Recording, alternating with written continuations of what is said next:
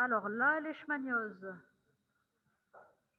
maladie infectieuse, parasitaire, ubiquitaire. Alors, elles sont secondaires, donc elle a un parasitisme, donc dit du système phagocytaire. Donc, le parasite, il va s'introduire donc à l'intérieur de votre macrophage. Et puis, c'est un protozoaire donc flagellé. Alors, ça, c'est des notions que vous connaissez déjà. Alors, qui appartient donc au genre Leishmania. Alors, le vecteur, comme vous le savez, c'est le phlébotome. Le phlébotome, donc, alors vous avez, alors le phlébotomus, donc, alors quand on parle d'ancien monde et de nouveau monde, vous connaissez ce que ça veut dire? Alors, le nouveau monde, ouais, exactement. Et puis vous avez l'ancien monde dans lequel l'Afrique donc figure.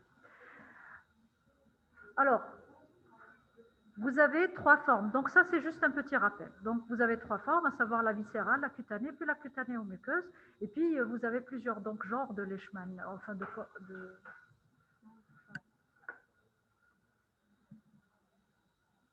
Alors vous avez plusieurs espèces donc qui vont être responsables de ces présentations cliniques. Alors, pour celle de l'ancien monde, donc, elle regresse en général spontanément. Donc, il s'agit de leishmaniose le plus souvent cutanée. Pour les autres, donc, on peut avoir à la fois des manifestations viscérales ou encore cutanées. Donc, pour la leishmaniose cutanée, donc, vous avez des espèces donc, propres pratiquement à cette présentation-là.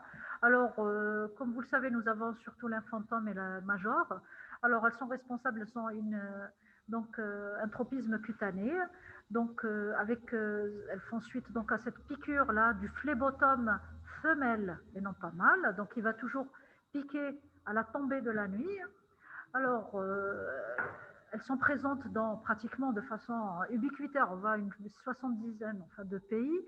Alors, les plus fréquemment touchés, ça va être l'Afghanistan, l'Algérie.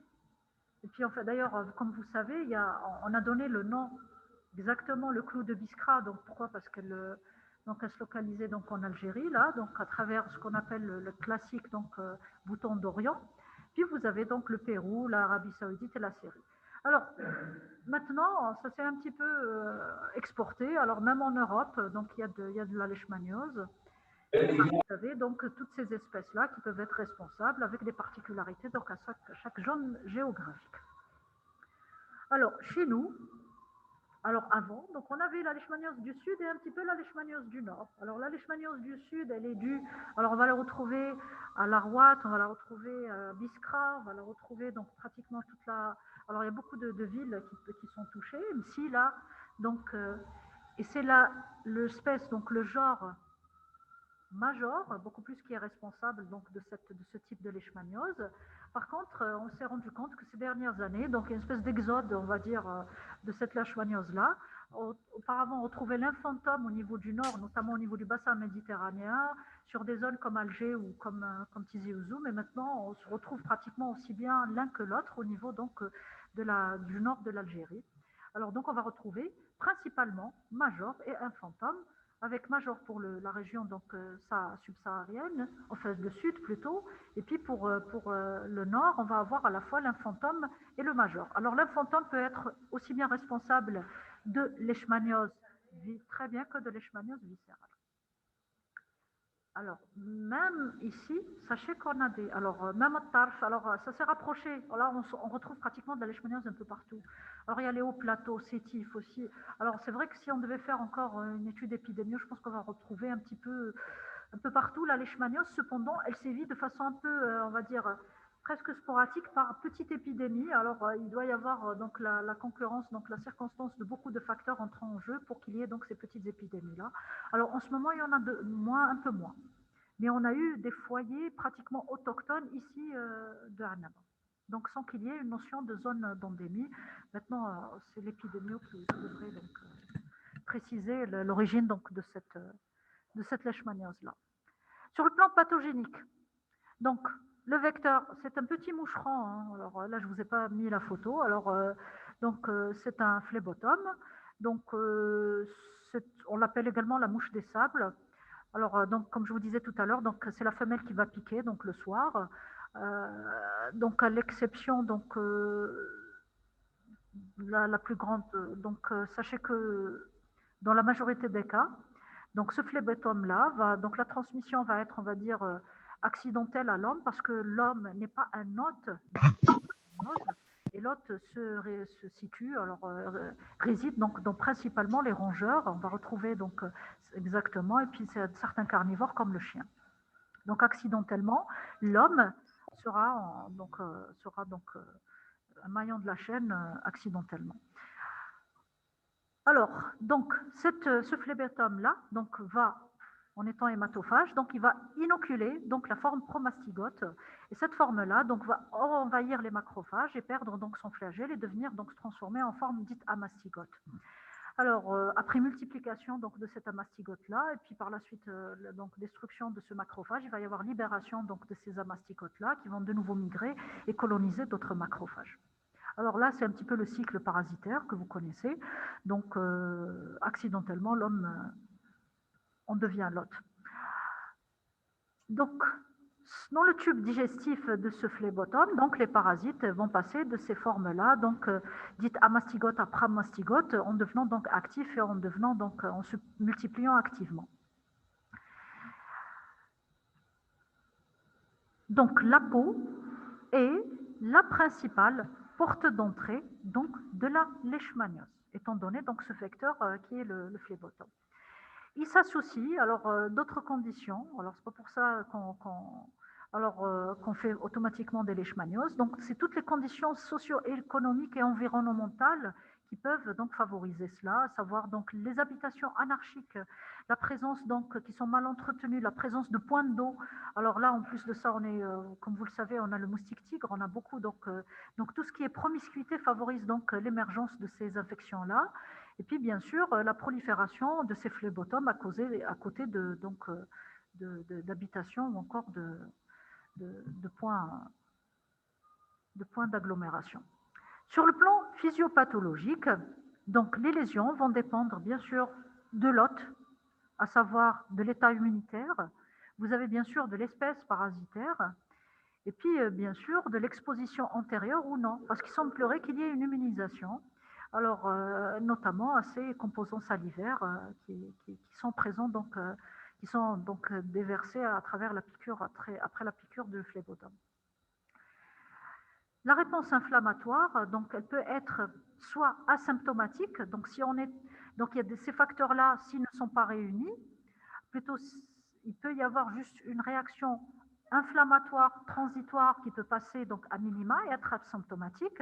Maintenant, si vous avez toutes les conditions, alors vous avez l'apparition donc de la lésion classique de leishmaniose qui va être donc localisée, inflammatoire, chronique, sans tendance à la rémission, quoiqu'au bout d'un certain moment, il y aura toujours une guérison, mais malheureusement au prix d'une cicatrice qui va être indélébile. Cliniquement, donc vous allez avoir l'aspect classique du bouton, donc du clou de Biskra ou du bouton d'Orion. Alors sur des zones bien sûr découvertes, alors on va pas retrouver, rarement on va retrouver des lésions de leishmaniose sur le tronc, on va les retrouver souvent sur le visage ou encore sur les membres. Donc dans un point de départ, il va y avoir des lésions papuleuses, érythémateuses, indolores. Le caractère indolore, il faut le garder en tête, parce que bien que la lésion soit très inflammatoire, elle est non douloureuse, parfois un petit peu légèrement prurigineuse, mais ce caractère-là, vous devez le garder en tête, parce que souvent, on le confond avec tout ce qui est pyodermite infectieuse ou bactérienne. Alors, lorsqu'on a une pyodermite, les lésions sont assez douloureuses. Donc, si vous avez ce nodule indolore, croûteux, inflammatoire, premier diagnostic à évoquer, ça va être la leishmaniose. Donc, l'incubation, elle est variable. Elle peut être de 3 jours à 3 mois. Alors, elle peut s'étaler jusqu'à 45 jours en moyenne, donc d'une dizaine à 45 jours. Alors, vous avez une phase initiale donc de papules inflammatoires. Comme je vous ai dit tout à l'heure, elle peut être résolutive, donc disparaître, ou apparaître, donc, où il va y avoir par la suite apparition donc d'une lésion caractéristique, à savoir une ulcération, donc un nodule ulcéré, donc à bord surélevé, inflammatoire, et toujours centré bien sûr par une ulcération qui sera recouverte donc par une croûte. Cette croûte, elle est comme bien adhérente à votre... qu'il faudra, alors parfois, il faudra essayer juste d'enlever, de voir, mais si vous avez votre diagnostic, ce n'est pas nécessaire. Donc, c'est plus à l'examen parasitologique que se fera donc l'exérèse de cette croûte-là. Alors, on peut avoir donc une surinfection bactérienne, ce qui reste rare. Il semblerait que la leishmaniose rentre en concurrence un petit peu avec tout ce qui est infection bactérienne. On a rarement des infections sur infection bactérienne sur une leishmaniose. Mais ça peut exister, donc ça lui confère donc un caractère inflammatoire douloureux, associé en général à une adénopathie inflammatoire. Alors sachez maintenant que l'évolution, même sans traitement, peut se faire vers la guérison au bout de 6 mois à 3 ans, ça reste assez long. Et puis le problème, c'est quand même la cicatrice, donc c'est au prix d'une cicatrice indélébile. Qu'est-ce qui doit également attirer votre attention? Donc, vous avez une lésion qui a l'air d'être très inflammatoire. Donc, notre premier réflexe, ça va être de donner des antibiotiques. Donc, cette lésion qui n'est pas très parlante, qui nous semble un petit peu pas très méchante, donc, elle va être résistante à tous les antiseptiques et tous les antibiotiques. Donc, ça, c'est un critère également qui doit attirer votre attention. Comme je vous disais tout à l'heure, donc la croûte, elle est hérissée et elle a comme des prolongations, donc ils vont un petit peu s'enchasser au niveau du derme. Alors, si on la soulève, on va carrément retrouver des débris nécrotiques, mais ce n'est pas utile. Sincèrement, ce n'est pas la peine d'aller faire mal à votre patient. On laisse l'examen, même pour l'examen parasitologique, c'est à peine surélevé pour rechercher un petit peu de matériel. Il y a rarement une réaction ganglionnaire. On peut avoir une petite adénopathie, mais alors là, très discrète. Mais sinon, il n'y a pas de réaction. Autant le tableau, il est bruyant, autant il y a peu de manifestations donc lymphatiques associées. Alors là, vous avez donc les aspects classiques. Donc ça, c'est un... Alors là, c'est le classique bouton, mais alors là, d'Orient. Alors là, par contre... Alors, je vous montre un peu. Là, vous avez donc le nodule ulcéreux croûteux. Là, par contre, c'est autre chose. Est-ce que vous avez une idée? Alors là, par contre, vous avez également une forme assez kératosique. Alors, ça peut prendre cet aspect-là. Puis là, est-ce que quelqu'un a une idée de cet aspect? Non, cet aspect, il est dit angiolupoïde. Alors, pourquoi angiolupoïde? D'abord parce qu'il a une coloration. C'est plus, on n'a pas, c'est pas le classique nodule. Il y a un aspect comme angiomateux, infiltré. Alors, ça ressemble, je vous ai montré les pseudo-lymphomes, ça ressemble un petit peu à ça. Alors, et puis ça a une coloration un petit peu orangée qui va être accentuée par la vitropression. Et là, on parle d'aspect angiolupoïde qu'on pourra retrouver également dans d'autres affections, à savoir la tuberculose. Donc, si on laisse évoluer, donc l'évolution elle est chronique. Alors chronique, et la lésion va s'effacer progressivement, donc et laisser une cicatrice. Alors l'évolution en général, sans traitement, je parle, sans traitement, elle se fait au bout de 2 ans, donc régression au bout de 2 ans, prix d'une cicatrice donc indélébile. Alors le plus souvent, vous avez très peu de lésions, parfois on peut avoir plusieurs lésions. Donc soit sur la même localisation, sur des localisations différentes. Et puis, dans certains cas de figure, à côté de la lésion initiale, vous allez avoir des petites papules. Alors, ces papules-là, elles suivent en général le trajet lymphatique, et là, elles signent le début d'une dissémination lymphatique. Donc, on fait attention, parce qu'il peut y avoir ce qu'on appelle les formes sporotrichoïdes. Sporotrichoïdes, on en a déjà parlé, donc c'est la dissémination lymphatique, et dans ce cas de figure, d'une parasitose. Alors, là, on a plusieurs lésions. Vous voyez là, donc on a un placard, on a des nodules, et puis sur le nez, vous avez une cicatrice d'une leishmaniose qui n'a pas été traitée. Donc la rançon cicatricielle, elle est assez importante, donc on ne laisse pas de leishmaniose sans... Non seulement il y a le risque de cicatrice, mais il y a le risque de dissémination, donc lymphatique, et là ça devient un petit peu plus compliqué.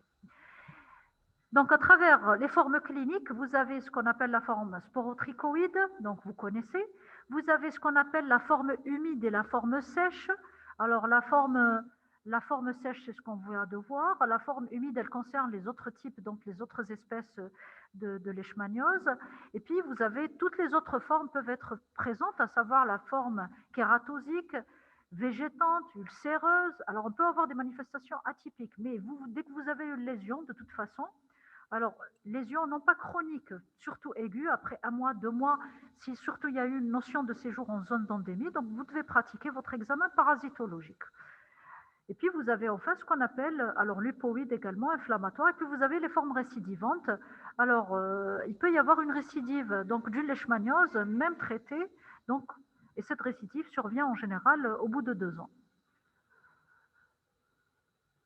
Il y a également le risque donc, de dissémination, d'apparition d'une leishmaniose viscérale, bien qu'il soit rare. Alors, vous avez également les leishmanioses disséminées cutanées, alors sur des terrains en général immunodéprimés. Et puis enfin, vous avez donc le VIH. Alors, le VIH donc, va entraîner cette dissémination également. Et puis des variétés qui sont, alors qu'habituellement, comme je vous disais, la leishmaniose a tendance à guérir. Donc, chez un sujet immunodéprimé, on va avoir des formes profuses, des formes étendues qui ont tendance en général, qui ont tendance à être résistantes au traitement habituel. Alors, vous voyez là, ça c'est des leishmanioses. Vous voyez que c'est assez atypique. Alors, dites-moi, ça ressemble à quoi? Ouais. Alors, ulcère, pyodermite également, infectieuse. Ça, lipoïde et encore.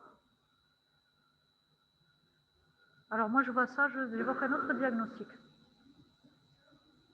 Alors, qui va pouvoir me donner le diagnostic?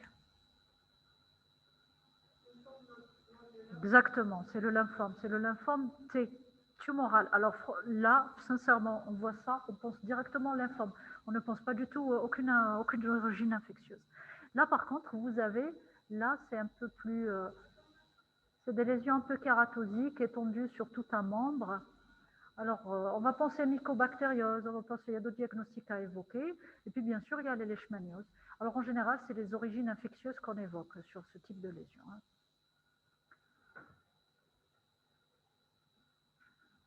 Comment évoquer le diagnostic? Donc sur la clinique, donc toute lésion chronique sur une localisation et sur une zone découverte avec notion de piqûre. Alors cette notion de piqûre, on la demande, mais elle n'est pas. Alors rarement les patients se souviennent d'avoir été piqués. Alors donc vous avez la chronicité des lésions, l'aspect évocateur, vous avez la localisation, donc la zone géographique éventuellement, et puis le caractère non douloureux, indolore, chronique, sans tendance à la rémission, et puis l'absence d'adénopathie malgré le caractère très inflammatoire, et la chronicité, la résistance au traitement. Votre leishmaniose sera confirmée après examen parasitologique. Donc là, on va faire un frottis avec coloration May Grumlot-Jamsa, donc coloration MGG. Donc le parasito, donc notre confrère va venir gratter un petit peu. On peut pratiquer également une biopsie dans les cas un petit peu atypiques où l'examen parasitologique est négatif. Et là, on va retrouver un granulome inflammatoire, donc dit pratiquement de tuberculoïde, mais sans nécrose caséeuse, ce qui va nous éliminer la tuberculose. Et puis ces cellules épithélioïdes. Et puis enfin, vous allez retrouver bien sûr votre corps de Leishman qui va confirmer donc votre diagnostic. Alors ce corps de Leishman va bien sûr être intramacrophagique.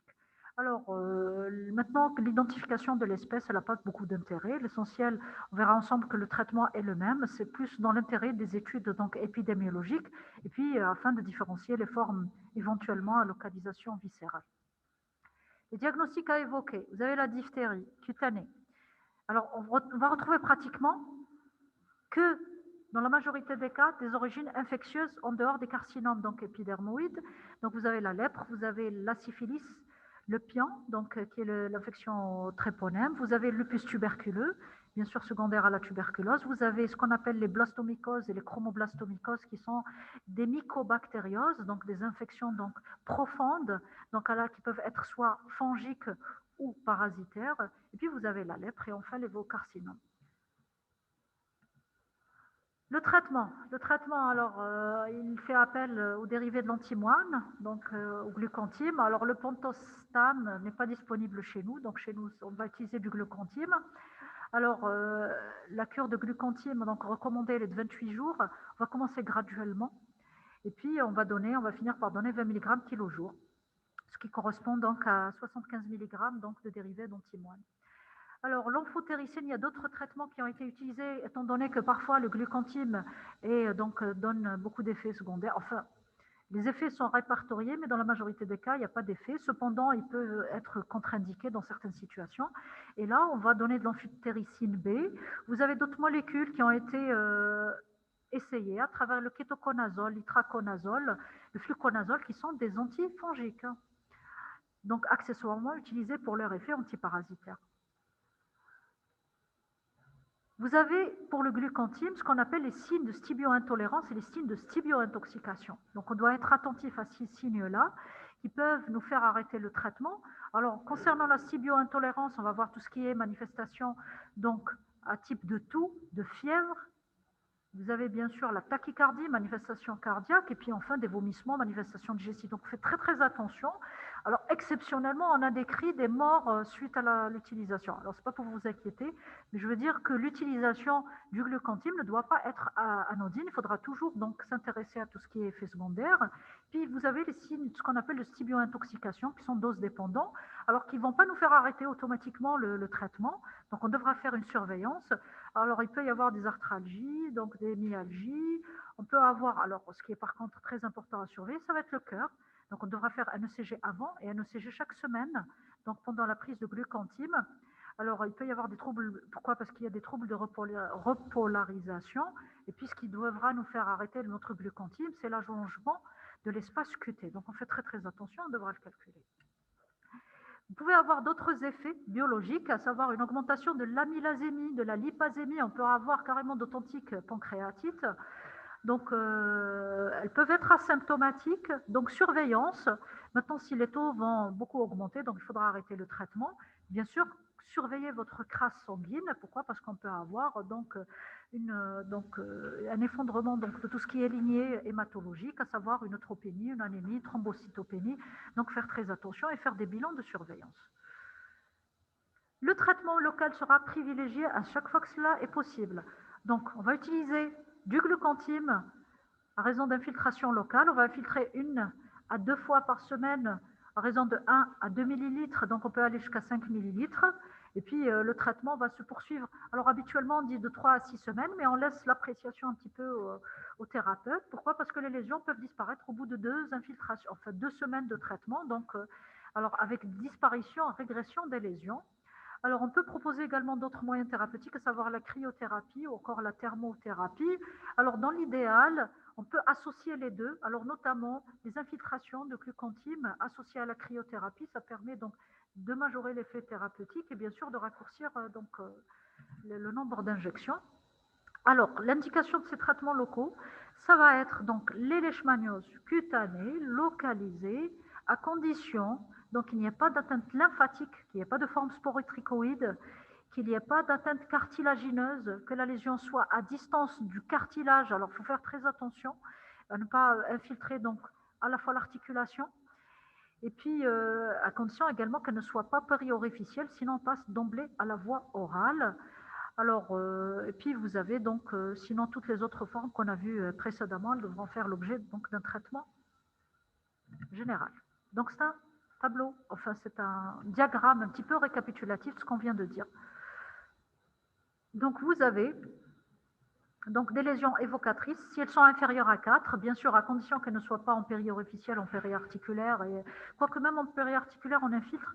Alors il faut faire attention quand on infiltre, il ne faut pas infiltrer non plus de vaisseaux, il faut toujours faire attention à l'articulation. Donc sachez que dans certaines situations exceptionnelles, on peut ne pas traiter, se contenter par exemple d'une cryothérapie, d'un traitement par le froid et les lésions régressent. Sinon, on fait une infiltration. Alors, pourquoi? Parce qu'on a vu qu'il y a des cas où il y a une régression pratiquement spontanée, on va dire, des lésions. Alors, maintenant, pour les autres lésions, donc on va infiltrer et puis on va observer s'il n'y a pas guérison, on va passer donc à la voie générale. Et pour toutes les autres formes, donc d'emblée, on va faire donc des injections de glucantime.